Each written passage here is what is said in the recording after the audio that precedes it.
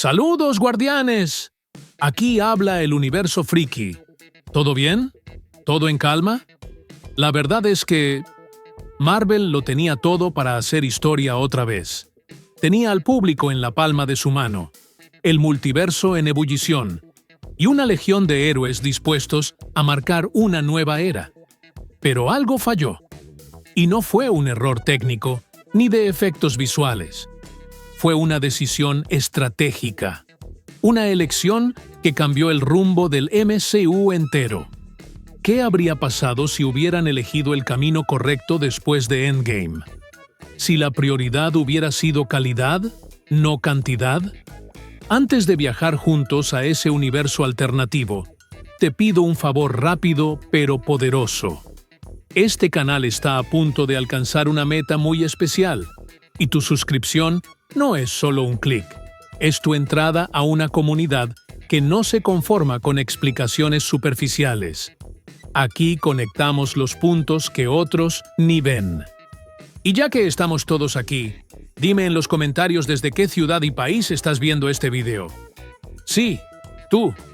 Los leo absolutamente todos. Palabra. Si este contenido te está conectando con las noticias y teorías más calientes del universo nerd, ya deja el triple kill. Curte, comenta y comparte. Piénsalo un segundo. Después del sacrificio de Tony Stark y el cierre casi poético que supuso Avengers, Endgame, Marvel tenía el terreno más fértil de su historia. Un multiverso abierto, una nueva generación de personajes ganando fuerza y la expectativa global de ver cómo la franquicia evolucionaría hacia algo incluso más ambicioso. Pero, en lugar de una línea clara hacia Secret Wars, lo que recibimos fue una avalancha de títulos desconectados, series inconsistentes y villanos que, lejos de generar miedo, provocaban indiferencia. El problema no fue solo la cantidad, fue la falta de dirección narrativa. Lo que antes se sentía como piezas de un gran puzzle, cada película un paso más hacia el choque final contra Thanos, se convirtió en ruido. Proyectos lanzados sin consecuencias reales. Series que prometían mucho y al final eran solo prólogos de algo que nunca llegó. Y aquí viene lo más frustrante. Marvel tenía un plano. Loki había introducido la TVA, las variantes, la línea sagrada del tiempo. Todo estaba perfectamente preparado para una construcción sólida del multiverso. Pero en vez de continuar esa trama con coherencia, saltaron a historias que ni sumaban ni respetaban esa mitología. Como si el gran villano fuera el calendario de estrenos, no Kang. Ahora bien, ¿y si todo eso hubiera sido diferente? ¿Y si, justo después de Endgame, Marvel hubiera mantenido el foco en la calidad, en la coherencia narrativa y en preparar la llegada de Kang con el mismo cuidado con el que presentaron a Thanos? Hay un momento clave, una decisión temprana, que podría haber reescrito todo lo que vino después.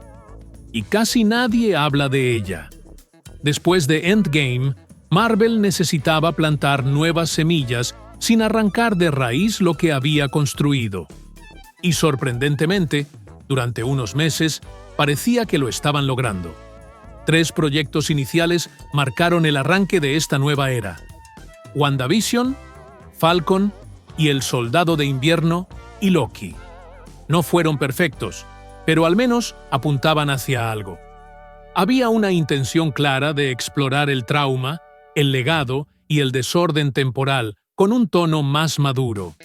3 pilares distintos que, si se hubiesen integrado correctamente, habrían servido como fundación sólida para la saga del multiverso. WandaVision propuso un enfoque narrativo valiente, utilizando el dolor de Wanda como motor para distorsionar la realidad.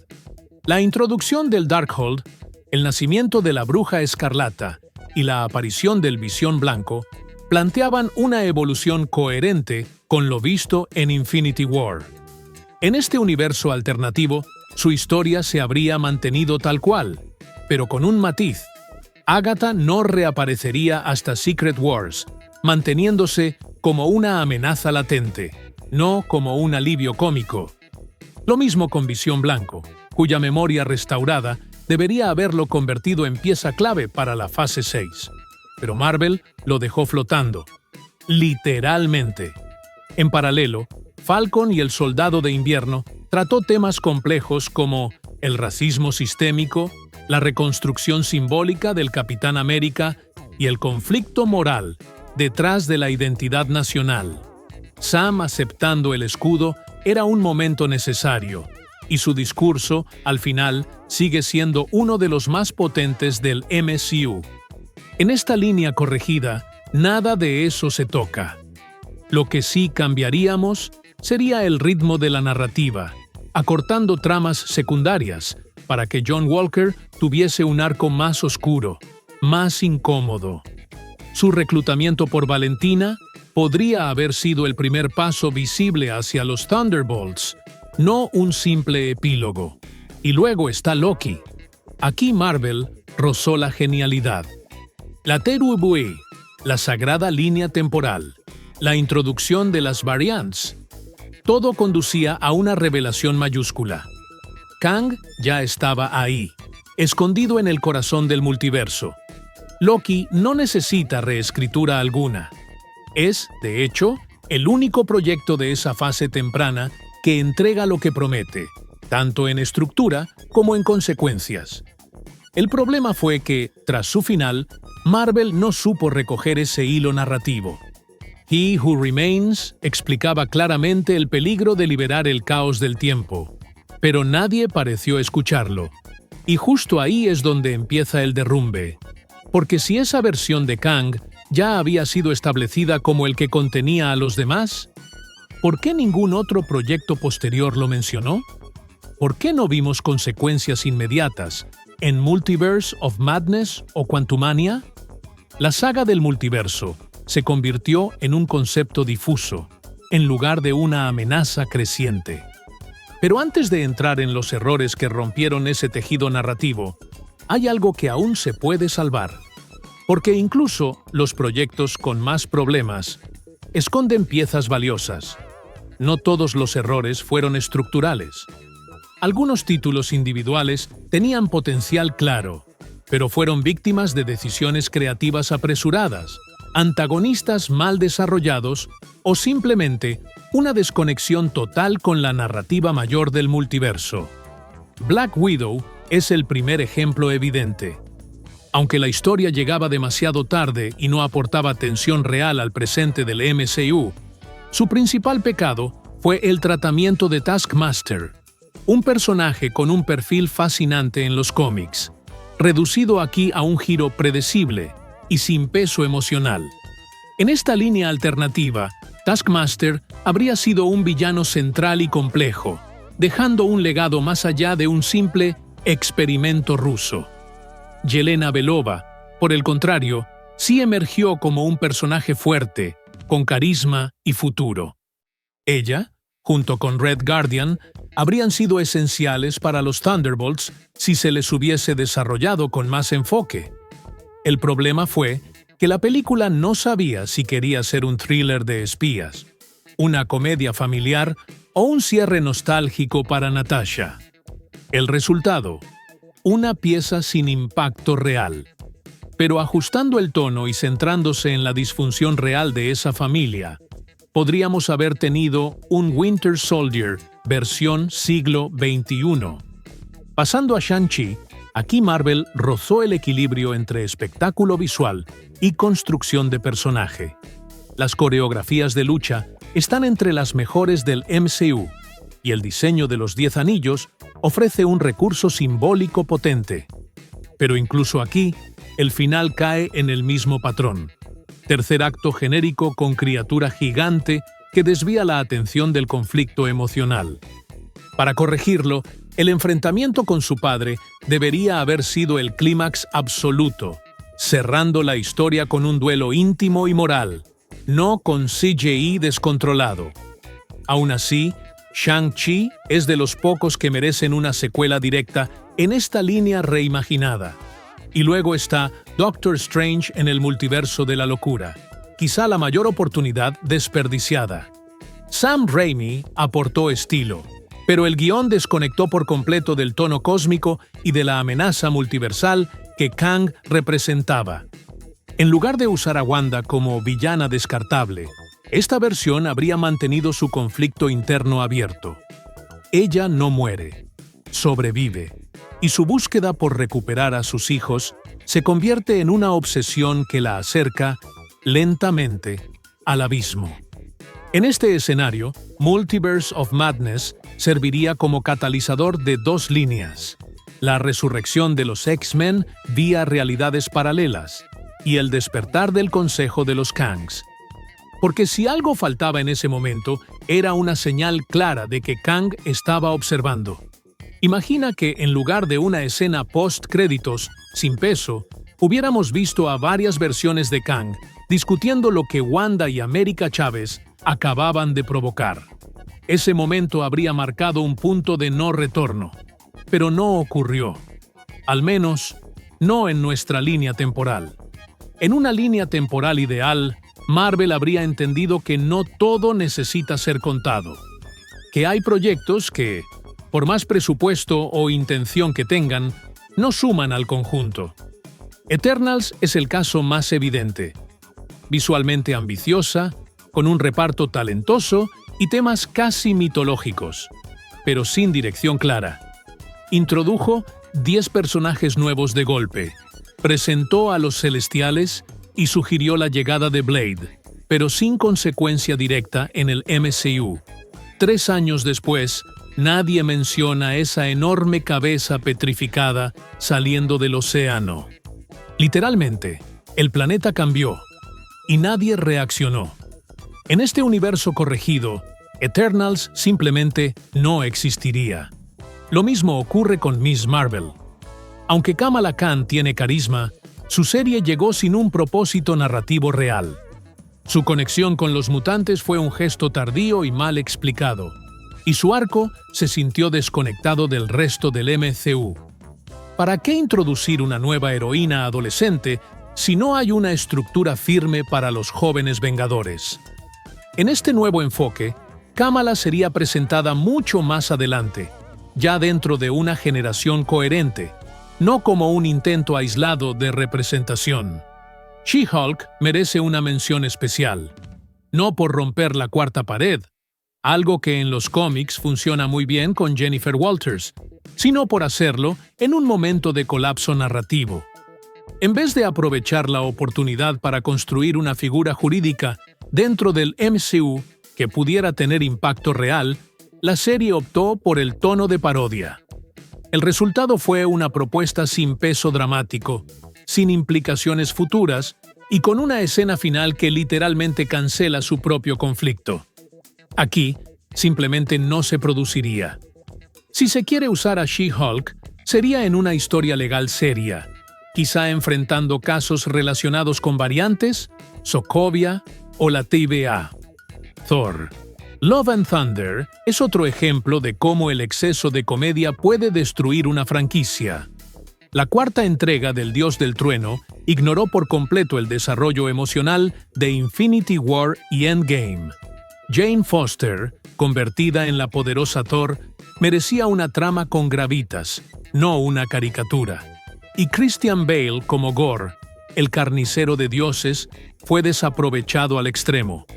En esta versión ideal del MCU, Love and Thunder sería reescrito como una odisea existencial, con Thor enfrentando la pérdida de propósito tras la muerte de Odín y el colapso de Asgard. Sin cabras gritando, sin martillos celosos, solo una exploración profunda del peso divino y la redención.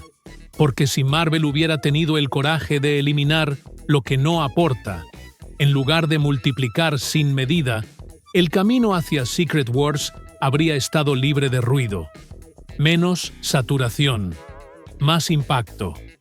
Pero aún hay tiempo para reenfocar, y justo ahora entramos en los títulos que, aunque menores, sí ofrecieron luz en medio del caos. Entre tanto ruido, aún hubo destellos de algo más. Proyectos que, aunque no encajaban del todo en la maquinaria del MCU, demostraron que la calidad podía sobrevivir incluso en medio de decisiones erráticas. Moon Knight fue uno de ellos.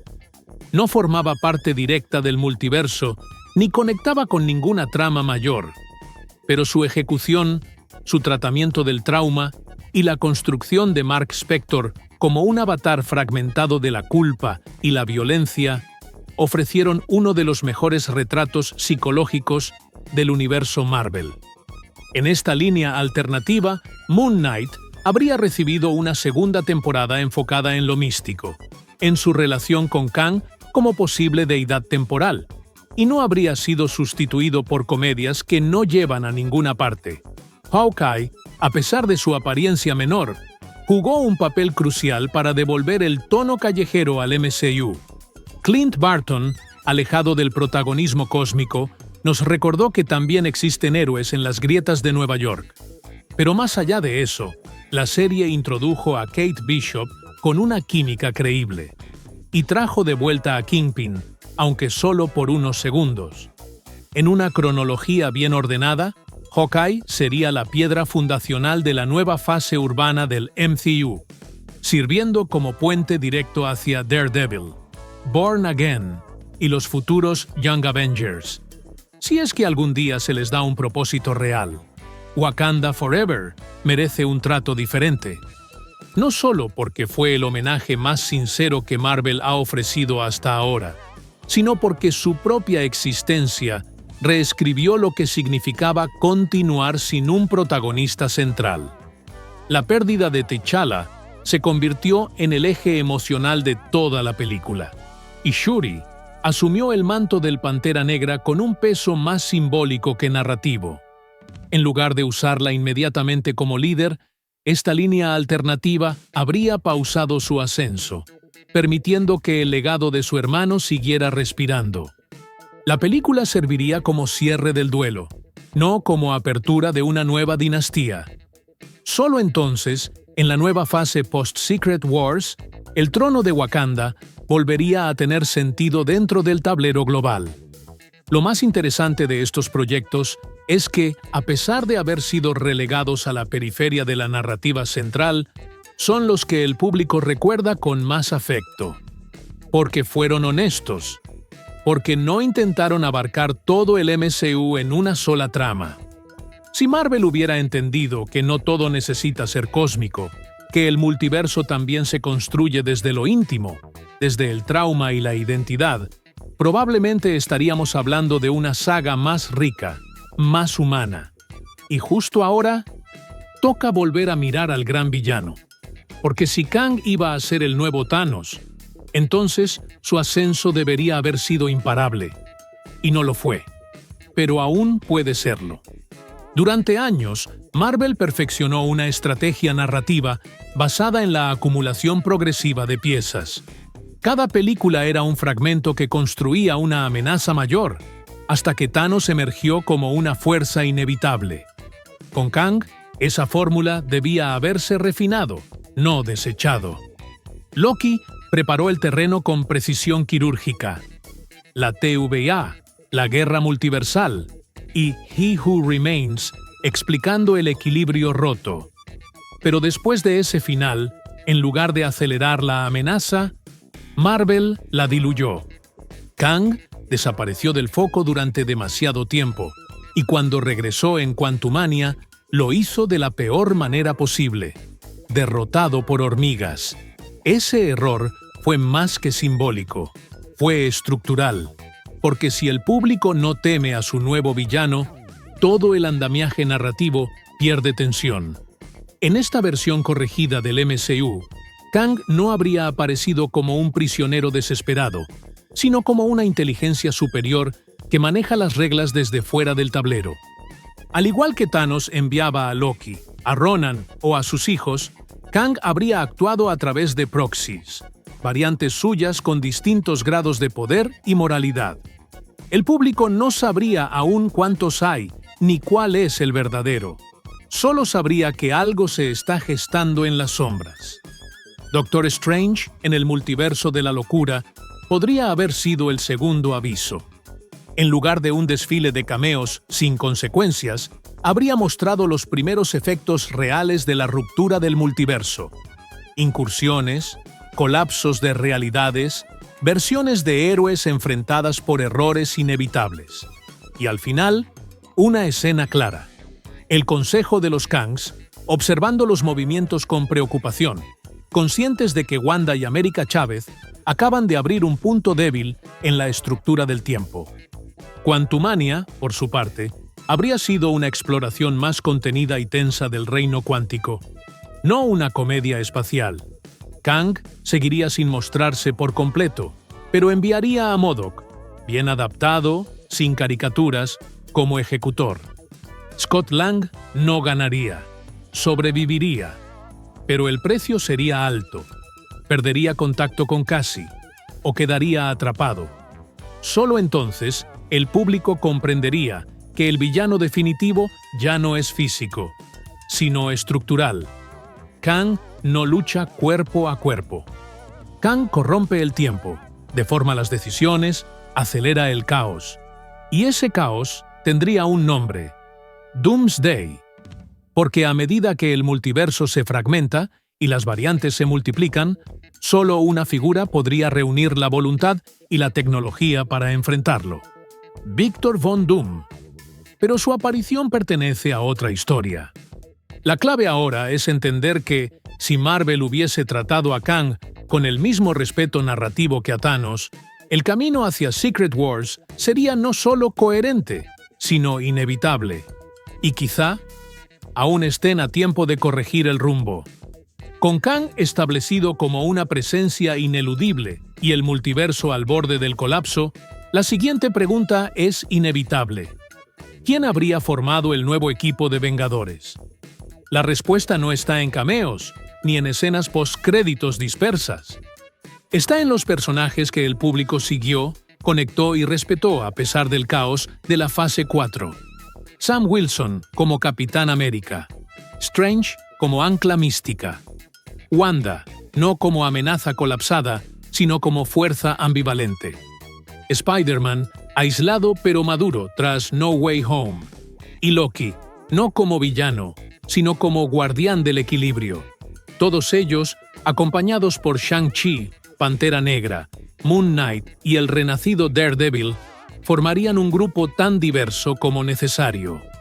La llegada de los Cuatro Fantásticos en 2025 debería haber sido el punto de inflexión, no como estrellas aisladas, sino como catalizadores para el nuevo núcleo del MCU. Reed Richards, especialmente, habría conectado de forma directa con la ciencia temporal y las anomalías del multiverso, ofreciendo respuestas que ni el propio Doctor Strange podía anticipar. Y en las sombras, Doom, como alternativa oscura al fracaso de Kang, como la figura que entiende que el tiempo no se repara, se domina. Todo conduciría, inevitablemente, a una incursión.